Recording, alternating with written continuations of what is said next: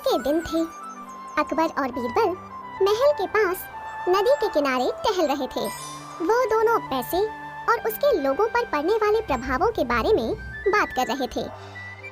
बीरबल अपने दिल की बात अकबर से कह रहा था। जहाँपना, एक आदमी पैसे के लिए कुछ भी कर सकता है। अकबर ने इस बार बीरबल को गलत साबित करने की सोची और उसने एक योजना बनाई। उसने अपनी उंगली जल्दी से नदी में डुबाई और जल्दी से बाहर निकाल ली, जैसे कि वो बहुत ठंडा पानी हो, और सर्दी से कांपने लगा। मुझे यकीन है कि कोई भी आदमी पूरी रात पैसे के लिए इस नदी में नहीं खड़ा होगा। मुझे यकीन है बादशाह, मैं ऐसा कोई न कोई आदमी तो ढूंढ ही लूंगा। तो फिर ठीक है, अगर तुम ऐसा आदमी ढूंढ लोगे जो पूरी रात इस ठंडे पानी में खड़ा रह सके, उस आदमी को मैं 1000 सोने के सिक्के इनाम में दूंगा। ठीक है जहाँपना, मैं जल्द ही ऐसा आदमी ढूंढ लाऊंगा। बीरबल ने दूर दूर तक खोज की, लेकिन इस चुनौती को स्वीकार करने वाला कोई नहीं मिला, क्योंकि सभी जानते थे कि अगर रात भर इस ठंडे पानी में खड़े हुए तो जान जा सकती है। एक दिन बीरबल दूर के गांव में गया और इस चुनौती का ऐलान किया। बादशाह अकबर ने एक चुनौती का ऐलान किया है। जो भी महल के पास वाली नदी के पानी में पूरी रात खड़ा रहेगा, उसे 1000 सोने के सिक्कों का इनाम दिया जाएगा।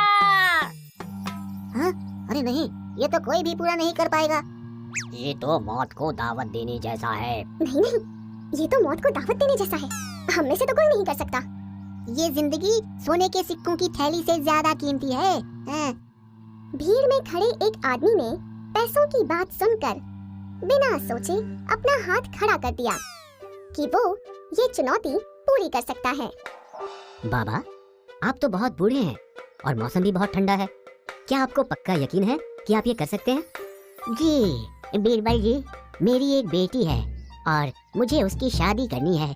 मेरी पूरी फसल खराब हो चुकी है और अब मुझ में इतनी हिम्मत नहीं है कि मैं और खेती कर सकूं। मैं ये शर्त उस सोने के सिक्कों की थैली के लिए पूरी करूंगा। बीरबल उस बूढ़े आदमी को अपने साथ अकबर के दरबार में ले गया और उसने अकबर को बताया कि इस आदमी ने आपकी चुनौती को स्वीकार कर लिया है।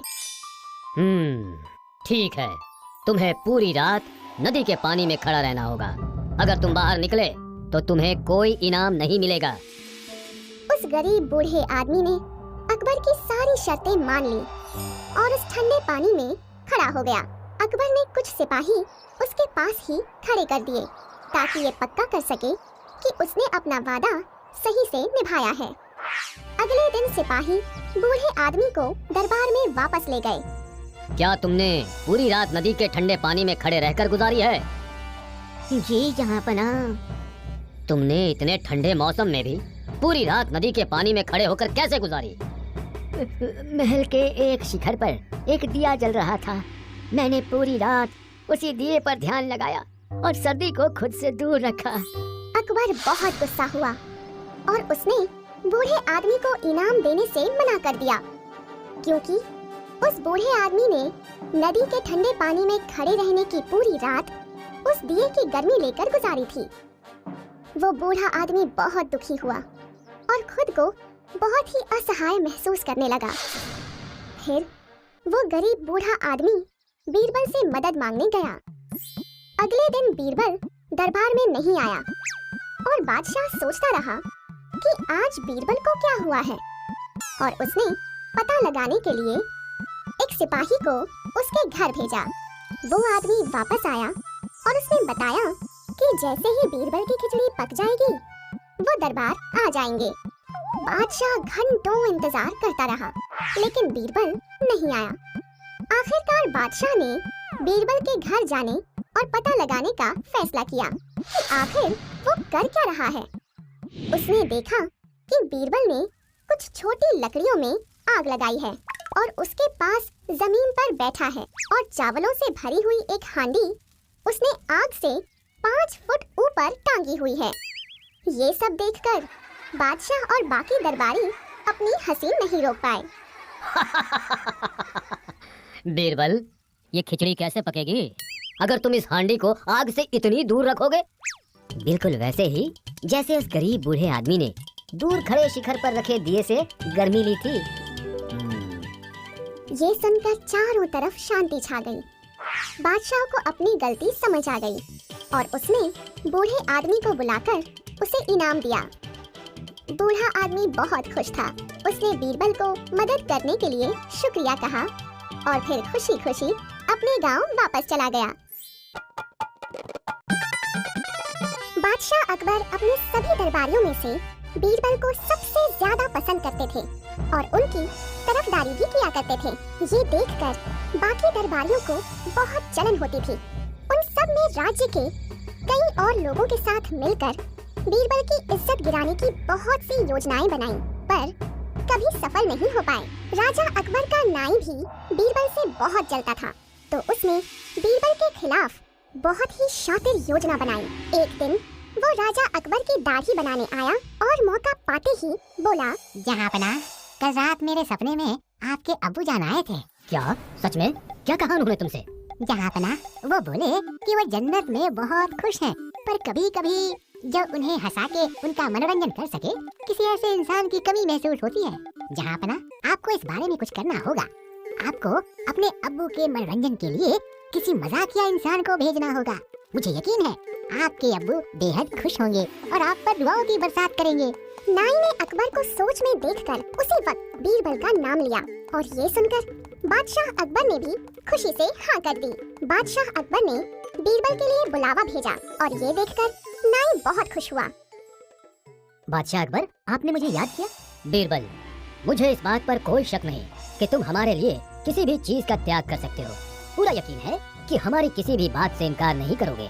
जी जहाँपना, आपने बिल्कुल सही फरमाया। तो जाओ मेरे अब्बू के पास जन्नत में उनके मनोरंजन के लिए। राजा अकबर की ये बात सुनकर बीरबल को जरा भी समय नहीं लगा ये समझने में कि ये किसी दुष्ट की साजिश है उसे मरवाने के लिए। जी महाराज, आपका हुक्म सर आंखों पर। मुझे जन्नत जाने के लिए तैयारी करनी होगी।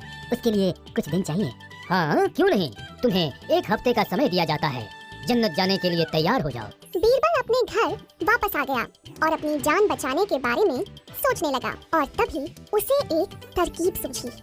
बीरबल ने अपने घर के पास एक गड्ढा खोदा जो उसके लिए कब्र का काम करेगा और उस गड्ढे से एक सुरंग बनाई जो उसके घर के एक कमरे में जाकर खुली। काम खत्म हो जाने पर बीरबल वापस दरबार में आया। मैं जन्नत जाने के लिए तैयार हूँ, पर मेरी 2 शर्तें हैं। तुम्हारी आखिरी इच्छा पूरी करना मेरे लिए बहुत खुशी की बात है। बोलो, क्या शर्तें हैं तुम्हारी? जहाँपना, मुझे मेरे घर के पास दफनाया जाए और मुझे जिंदा दफनाया जाए ताकि मैं जन्नत जिंदा पहुँच सकूं आपके अब्बू का मनोरंजन करने के लिए। अकबर ने बीरबल की बात मान ली। ये सुनकर बाकी सब बीरबल से जलने वाले दरबारी और उस नाई की खुशी का ठिकाना नहीं रहा। ये सोचकर कि आखिरकार बीरबल से पीछा छूटेगा, अगले ही दिन बीरबल को घर के पास दफना दिया गया। सब हो जाने के बाद बीरबल उस सुरंग से होते हुए अपने कमरे में गया और 6 महीने तक अपने ही घर में कैद रहा। इस दौरान बीरबल को मालूम चल गया था कि ये सारा किया कराया बादशाह अकबर के नाई का है। 6 महीने बाद बीरबल बादशाह अकबर और सभी दरबारियों के सामने दरबार में पेश हुआ। अरे ये कहाँ से आ गया? ये जिंदा कैसे है? इसे तो दफना दिया गया था ना। हाँ, ये यहाँ कैसे आ गया? कहीं ये बीरबल का भूत तो नहीं? अरे बीरबल, वापस कैसे आए? मेरे अब्बू कैसे हैं? क्या उन्होंने तुम्हें वापस भेजा है या कोई और वजह है? जहाँपना, जन्नत में सब अच्छा है। मैं आपके प्यारे अब्बू के साथ था। वो मेरे मनोरंजन से बेहद खुश हुए और मुझे इजाजत दी वापस आकर उनके सबसे महान बेटे का मनोरंजन करने के लिए। क्या उन्होंने मेरे लिए कोई संदेश भेजा है? जी महाराज, जन्नत में एक भी नाई नहीं है। मेरी बढ़ी हुई दाढ़ी और बिखरे बाल देखकर तो आपको अंदाजा हो गया होगा, तो उन्होंने आपके नाई को वहाँ भेजने के लिए बोला है। नहीं महाराज, बीरबल, मुझसे गलती हो गई जो मैंने आपके खिलाफ षड्यंत्र रचा। मुझे माफ कर दीजिए महाराज बीरबल। बादशाह अकबर को सब समझ आ गया और उन्होंने नाई को आजीवन कारावास की सजा सुनाई।